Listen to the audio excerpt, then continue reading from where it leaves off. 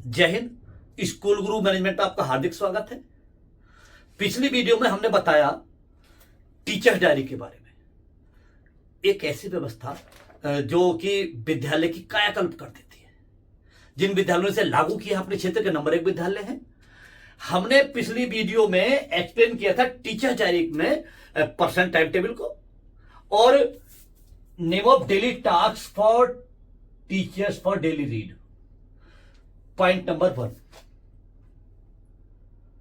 हमेशा कोई कार्य बताया जाए उसे नोट जरूर करना है, हो जाने पर टिक जरूर करना है और रोजाना अपने इन कार्यों को पढ़ना है प्रार्थना के समय पर। अब पॉइंट नंबर 2 है, इसे एक्सप्लेन करते हैं।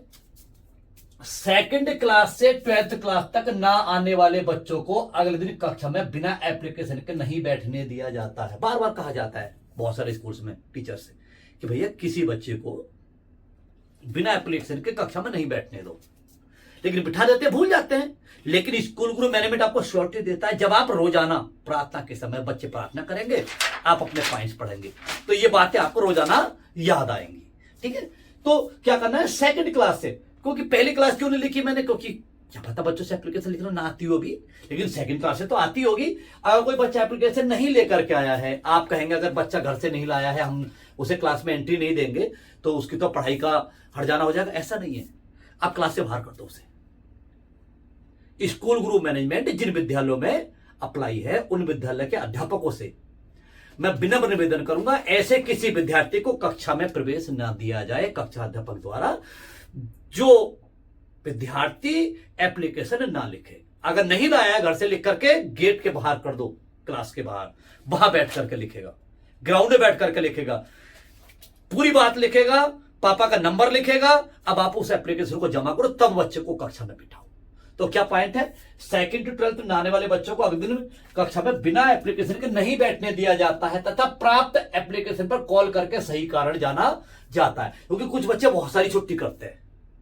अब एप्लीकेशन में बच्चे ने लिखा कि सेवा में ये मुझे ये कार्य था, तो आप सत्यापन कर सकते हैं पेरेंट्स के कल कॉल करके। पहले क्या होता है ना गुरुजी, हमारे एक बार की बात, मैं विद्यालय नहीं गया, पढ़ता था शायद 6th या 7th क्लास में, तो सरकारी स्कूल था। तो उस स्कूल के जो क्लास टीचर थे मेरे घर आ गए, बोले भाई कहाँ हैं मोहित, कहाँ हैं? तो अब मैं छिप गया। ठीक है, लेकिन अब तो वो बात ही नहीं रही। ठीक है, अब तो वो डर ही खत्म हो गया बच्चों के अंदर। तो अगर कोई विद्यार्थी छुट्टी करता है पूरे साल में 20, तो इस विधि से मात्र करेगा 5, बहुत छुट्टियां उसकी घट जाएंगी। अगर विद्यार्थी विद्यालय नहीं आता है, अगले दिन बिना एप्लीकेशन के कक्षा में नहीं बिठाना है सेकंड क्लास से लेकर 12th क्लास के टीचर्स को। Is that clear? और जब एप्लीकेशन प्राप्त हो जाएगी तो समय मिलने पर सही कारण भी जान लीजिए। ठीक है, पीटीएम में दिखाई जा सकती है, सर आपके बच्चे ने एप्लीकेशन दी थी ये वाली। ठीक है, अच्छा, और नर्सरी से कक्षा 1 तक यदि बच्चा लगातार 2 दिन छुट्टी करता है तब उसके घर कॉल करके कारण जाना जाता है। ये हमारे जो टीचर्स हैं ये कह रहे हैं ऐसा, यानी कि ये जो रोजाना पढ़ रहे हैं अपनी टीचर डायरी को प्रार्थना के समय पर, तो प्रार्थना सेकंड पॉइंट ये कहता है कि नर्सरी क्लास से लेकर के कक्षा 1 क्लास तक कोई विद्यार्थी नहीं आया है, एक दिन नहीं आया, नो टेंशन, कोई नहीं, हो जाता है। लेकिन लगातार 2 दिन नहीं आ रहा है तो कक्षा अध्यापक का परम कर्तव्य बनता है कि उनके पेरेंट्स से, हमें पता है, पेरेंट्स को ही पता है कि बच्चा नहीं आया है, आपको पता बच्चा नहीं आया है, लेकिन अगर आपने कॉल नहीं की ना तो जो हमारा विद्यालय है वो अच्छे विद्यालय की श्रेणी में नहीं आएगा। पेरेंट्स फीस सबमिट करते समय पीटीएम में एक बात का उल्हाना जरूर रखेंगे, मेरे बच्चे का ध्यान नहीं रखा जाता है। बोले मेरे बच्चा तो छुट्टी भी कर ले, कोई जानकारी नहीं करता है। तो ये बहुत आवश्यक कार्य है। पॉइंट नंबर 2, मुझे आशा है आप इसे समझ गए होंगे।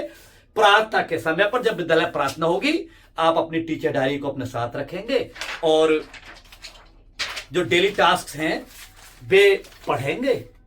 उसमें से पॉइंट नंबर 2 ये है, ये आपको याद आएगा। इसके बाद भी आप अपनी कक्षा बिना एप्लीकेशन के बच्चे को, विद्यार्थी को कक्षा में बिठाते हैं तो इसका मतलब क्या है कि आपकी याददाश्त बहुत कमजोर है, नहीं बिठाना है। मिलते हैं अगली वीडियो में, क्लियर करेंगे पॉइंट नंबर 3। जय हिंद।